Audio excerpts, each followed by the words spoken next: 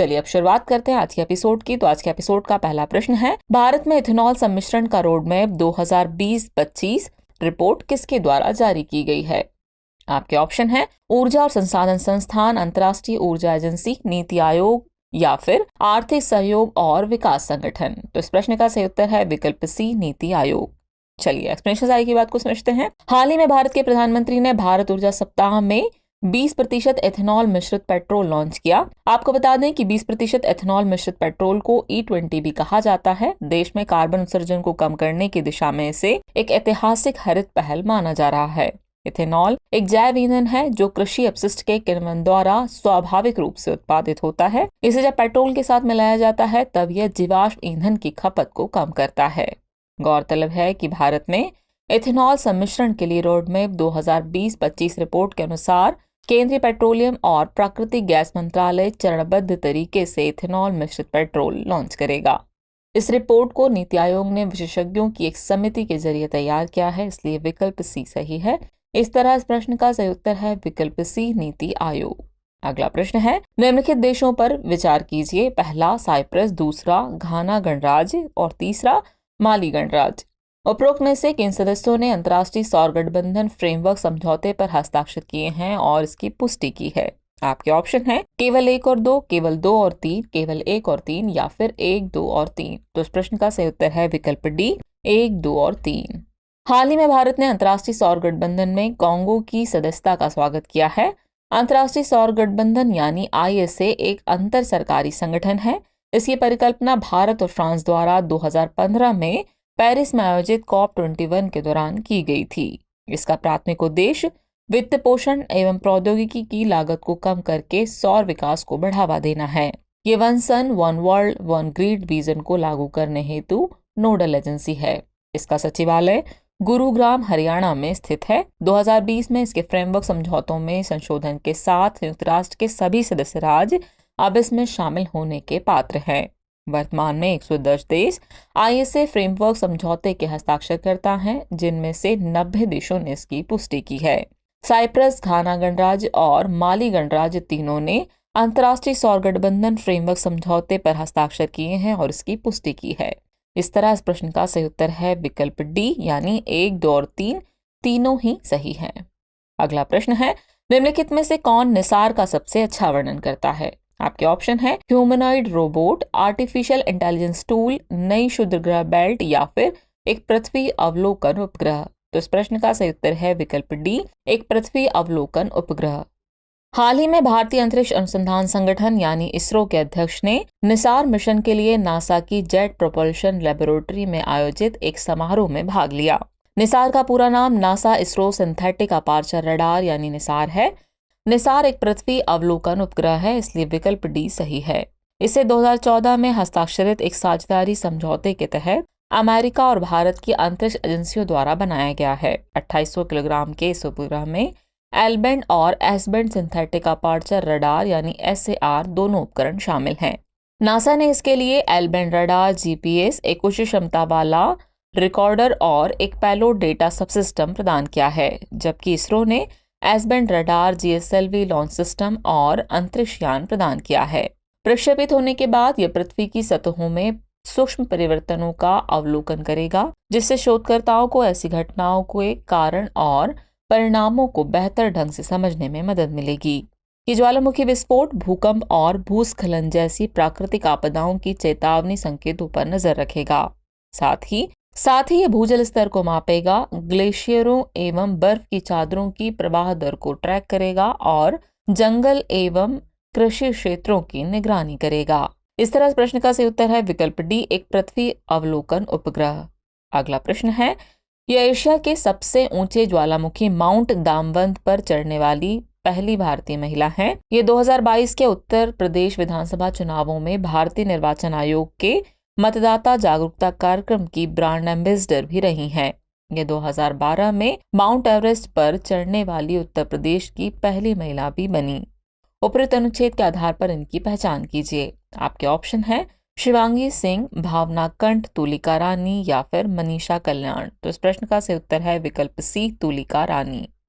हाल ही में उत्तर प्रदेश के उच्च शिक्षा विभाग ने भारतीय वायुसेना की पूर्व अधिकारी स्क्वाड्रन लीडर तुलिका रानी को उत्तर प्रदेश के G20 शिखर बैठकों का ब्रांड एम्बेसडर नियुक्त किया है। तुलिका रानी G20 ब्रांड एम्बेसडर के रूप में उत्तर प्रदेश के विश्वविद्यालयों और कॉलेजों में आयोजित होने वाले कार्यक्रमों में हिस्सा लेंगी।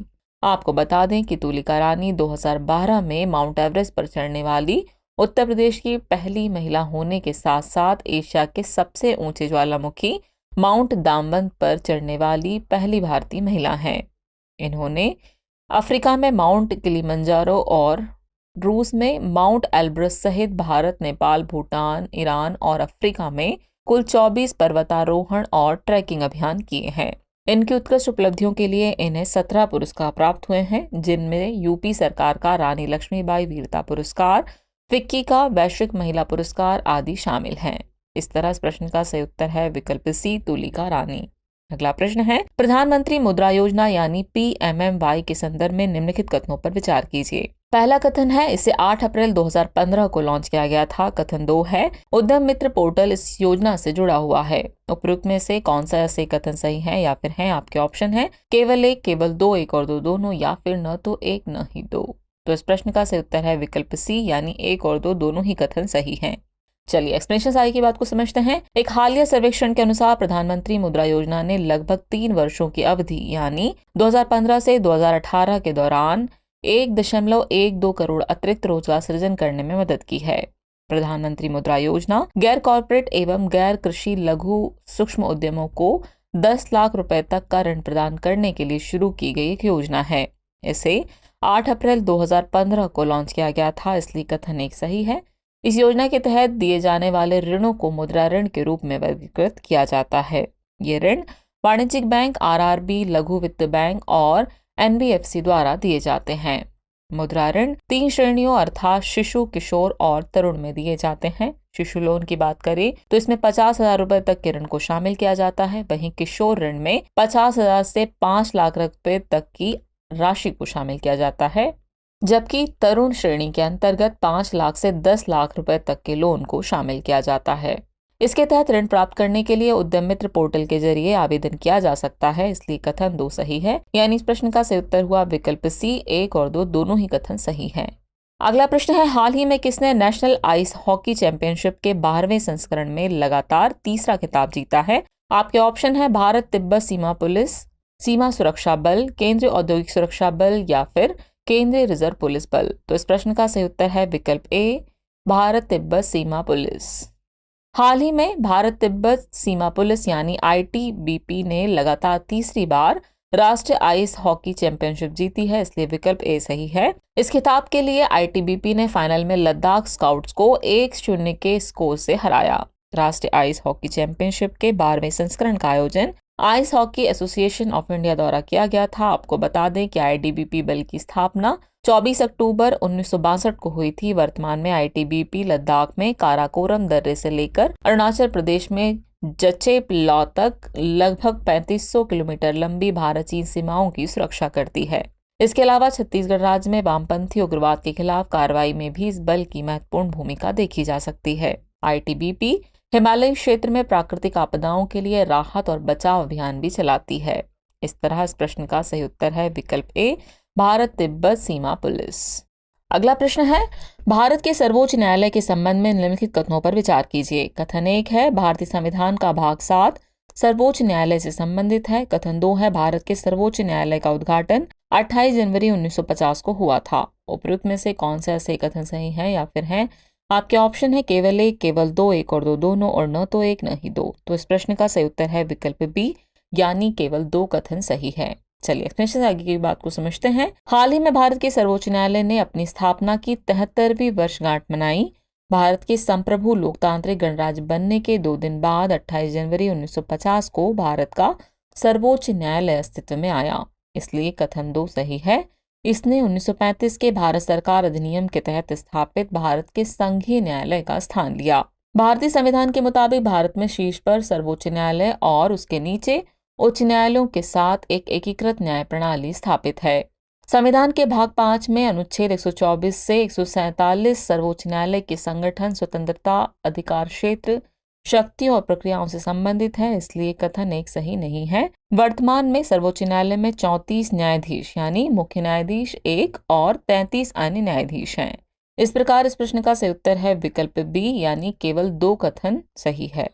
अगला प्रश्न है, प्रधानमंत्री की आर्थिक सलाहकार परिषद के संदर्भ में निम्नलिखित कथनों पर विचार कीजिए। कथन 1 है, ये एक संवैधानिक निकाय है। कथन 2 है, यह प्रधानमंत्री को आर्थिक एवं संबंधित मुद्दों पर सलाह देती है। उपयुक्त में से कौन से ऐसे कथन सही है या फिर हैं? आपके ऑप्शन है केवल 1, केवल 2, 1 और 2 दोनों, और न तो 1 न ही 2।